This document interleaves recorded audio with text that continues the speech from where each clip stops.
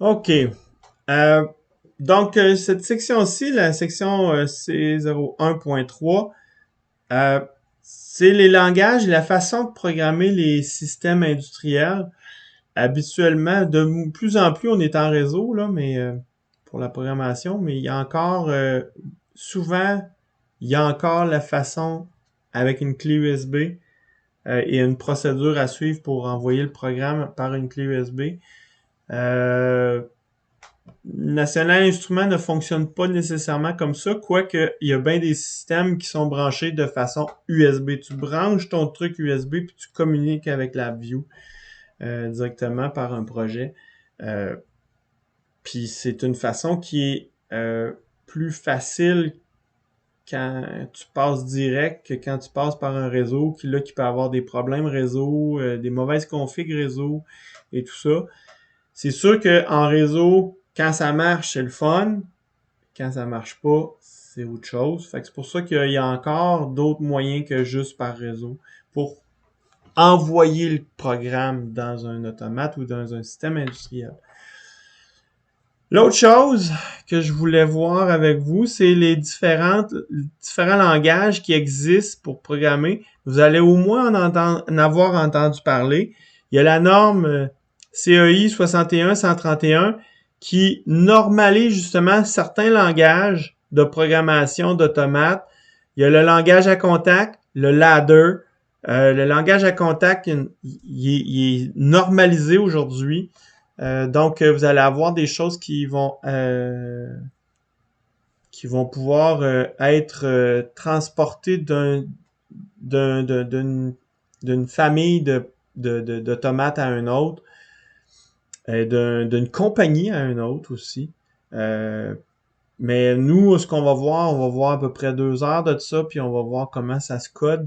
Mais c'est assez simple, ça s'apprend sur le tas assez facilement, le langage à contact. Donc, je rentrerai pas tant que ça dans les détails. Le diagramme de fonction séquentielle, euh, ça ressemble beaucoup à de l'UML ou du graph7. C'est un diagramme d'état. Puis on prend des blocs, puis on les connecte ensemble.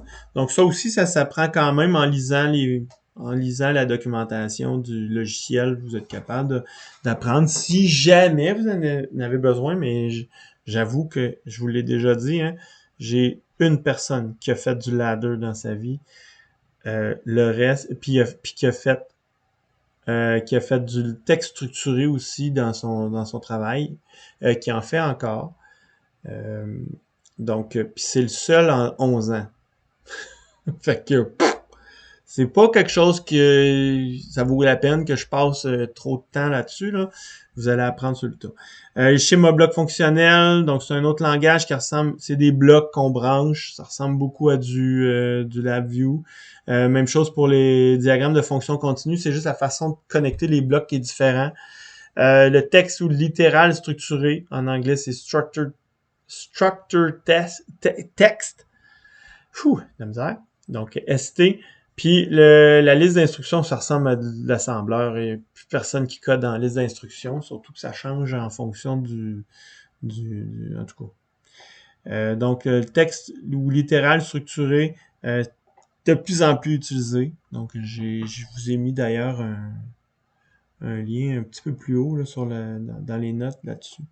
Donc ça, c'est la partie 3 du standard. Vous avez, dans cette norme-là, là, la 61-131, vous avez plusieurs parties. La première partie, c'est la définition générale des terminologies et des concepts. La partie 2 du standard, c'est l'exigence sur le matériel électronique et mécanique et test de contrôle des API. Donc, c'est tout ce qui a rapport aux exigences de sécurité, de fiabilité, comment on appelle ça, de répétabilité. Donc, tu veux que ça soit toujours le plus possible pareil pour que ça soit prédictible, comment il va se comporter et à quel point tu es certifié. Okay? La partie 3, de ce standard-là, c'est les langages. Je pense qu'ils sont même, c'est plus 6, c'est 7. Ils sont rendus à plus de langages encore. Partie 4, les conseils de sélection. Bon, évidemment, donc il y a plusieurs parties là-dedans. Puis regardez ça, partie 7, programmation par logique floue. Regardons ça, toi. C'est un des modules qu'on a. Puis d'après moi, éventuellement, il va peut-être avoir de l'intelligence artificielle qui va s'ajouter là-dedans. Note, National Instruments permet de programmer leur module embarqué en utilisant Any Linux Real-Time et FPGA en utilisant 3S Codesys Integrated Development Environment, IDE. Donc, ça vous permet d'insérer un module. Codesys, c'est une compagnie qui fabrique ou qui programme l'interface pour intégrer cette norme-là dans un logiciel et je pense pas que ça soit open source, mais il est gratuit. Il est peut-être open source. Et ça permet d'intégrer Codesys dans la view. Donc, vous pouvez utiliser ces langages-là à l'intérieur de la view. Évidemment, il faut que vous payiez pour le module la view, National Instruments, mais c'est possible de faire ça. C'est intéressant parce que ça vous permet de prendre du code Codesys, de l'intégrer dans d'autres choses. Puis comme la view est plus complet, ça vous permet de faire plus encore en utilisant ce que vous avez déjà. Ben, quand je dis vous, là, c'est ce que la compagnie a déjà développé dans le passé. Okay? Donc, ça permet une plus grande intégration des modules National Instruments dans le monde industriel. Donc, ça a été un méchant beau move de faire ça chez National Instruments. Ça leur a permis de rentrer dans le monde industriel plus facilement. Donc, j'en ai parlé tantôt au début du vidéo, mais l'implantation d'un programme dans un API, ça peut se faire par une clé USB, par un port USB, un fil USB, un terminal bureau qui est branché en réseau maintenant. Puis, ça peut être un ordinateur personnel qu'on amène puis qu'on branche directement dessus. Ça, c'est vrai pour un API, un automate programmable industriel ou un système LabVIEW, National Instruments. Donc, ça se fait vraiment. Puis, de plus en plus, il y a des systèmes ordinés industriels qui ont Wi-Fi et même Bluetooth. C'est le cas, par exemple, du Compact Rio. Compact Rio, Wi-Fi et Bluetooth. Le MyRio a Wi-Fi et Bluetooth. Mais moi, je garde toujours le USB, c'est plus stable, plus facile à configurer. Il faudrait que j'y passe un à un, puis c'est pas utile.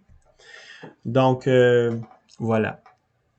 C'est bon. Si vous avez des questions, vous pouvez m'envoyer des messages, il n'y a pas de problème. Ciao!